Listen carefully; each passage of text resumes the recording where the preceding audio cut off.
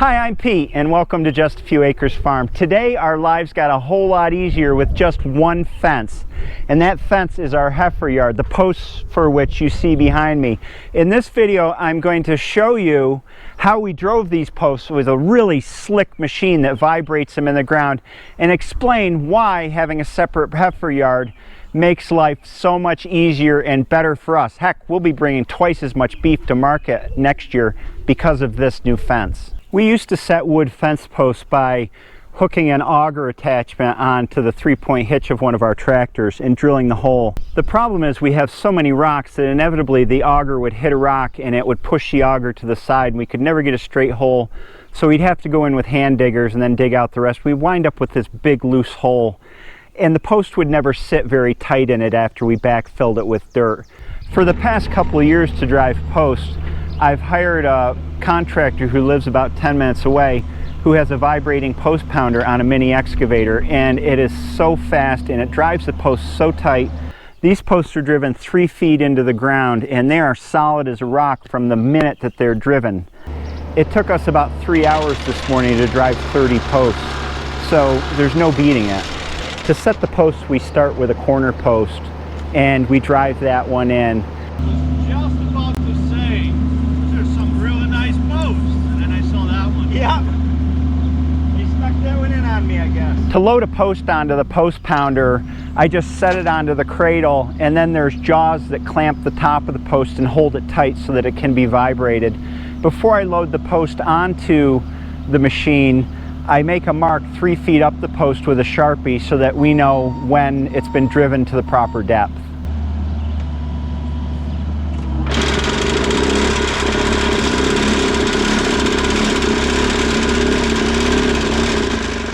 Now, the way that the driving works is he roughly plumbs the post, drives it in about 6 inches, and then I take a level and make sure that the post is plumb. He adjusts the excavator as necessary to get the post plumb, and then he drives it in about halfway, and we replumb the post and then drive it in the rest of the way.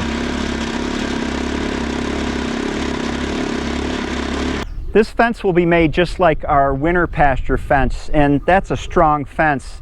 This fence is not strong to keep the heifers in, but rather it's strong to keep the bulls out, because the whole point of this is that we don't want the bulls breeding the heifers that are going to be going to the butcher the next year. The posts are 12 feet apart, give or take, and then on the ends we have brace posts that are 6 feet from the corner posts, and in later videos I'll show you how the fence fabric gets stretched and braced and taut to make a good tight fence. So starting from one corner, we set that corner post, then we go to the next corner, set that corner post, stretch a string between the two corner posts so we have a straight line to work from, and then drive in the posts.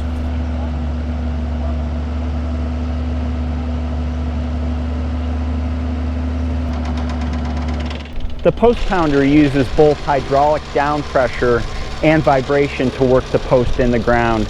And the vibration frequency varies. I think that the way that the vibration is made is there's a weight on an eccentric that runs around on a hydraulic motor inside the head of the thing, which creates the vibrating force.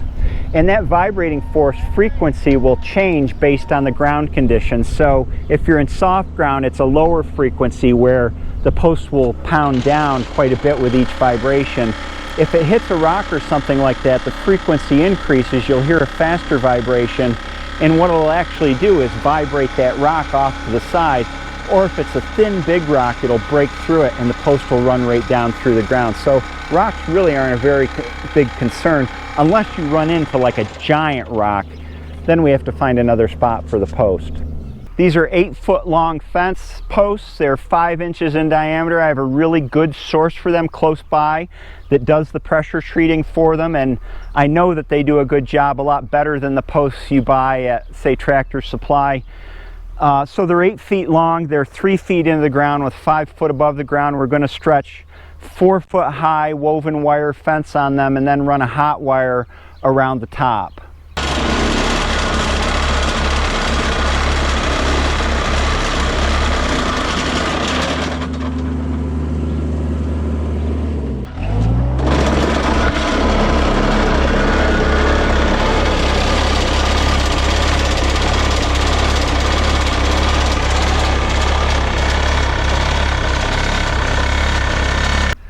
cattle are taking their early afternoon siesta, we give them new pasture right after we eat lunch. So about 1 o'clock every day, they go out and they fill up, and then they come back here to chew their cud. If you've ever noticed, cows like hills. If there's a hill any place, they'll stand on it. And I've often wondered why, if it's so they can see predators coming. I suspect it's so they can catch the wind on warm, humid days like this and cool off a little bit. So here's the quick tour of our new heifer yard. It's about 60 feet by 60 feet. It's just a square, and it's just an exercise yard for feeding hay. It's not designed for them to graze out of it. It's adjacent to our upper barn, or our big barn, and I'm going to cut a hole in the side of the barn here so that the cows, or the heifers, can go in and eat hay inside the barn. These two posts are for the pen in the barn.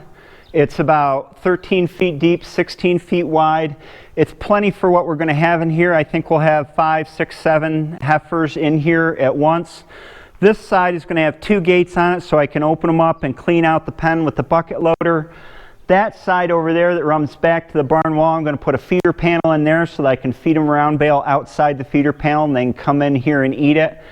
The hole for the outside to the pasture will be right there behind this Super A tractor. And so it's just a small pen. They can come in here and eat. That's all it's designed for.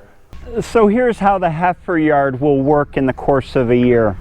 Starting in April, because that's a good month, we turn the cows out then. In April, the whole herd goes out to pasture from their winter pasture, except for the bulls, which stay in the winter pasture. So we've separated the bulls from the rest of the herd. In May and June, the cows calve. The bulls are not with them because we don't want the bulls to rebreed the cows too early. The bulls are still in the winter pasture. In August, we divide the herd.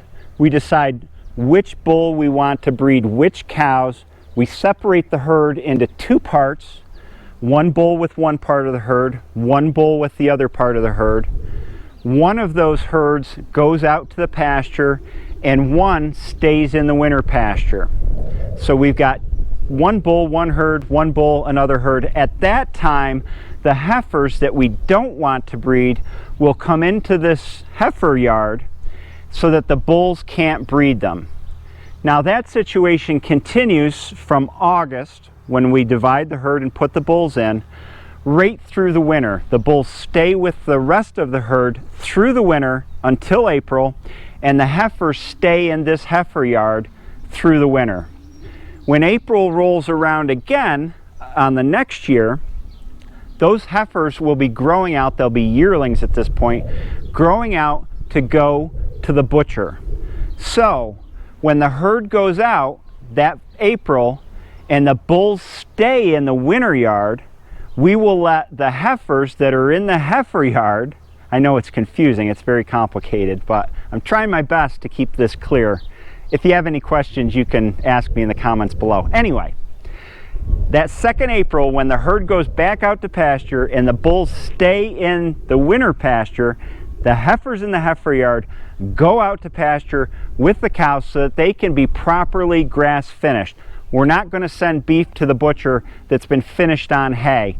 They're going out and eating pasture until we have to divide the herd in August, at which time they'll go to the butcher, and the next batch of heifers will go in to the heifer yard. Now, I started this video by saying that this one fence makes all the difference in our farm, and let me explain why that is. Because now we have control over whether heifers get bred or not. Used to be we had no control before this fence, and our herd was in expansion mode. We had more and more head every year, and one of the reasons for that, well, we wanted to expand, but also we couldn't control whether heifers got bred or not because we didn't have a way to separate them.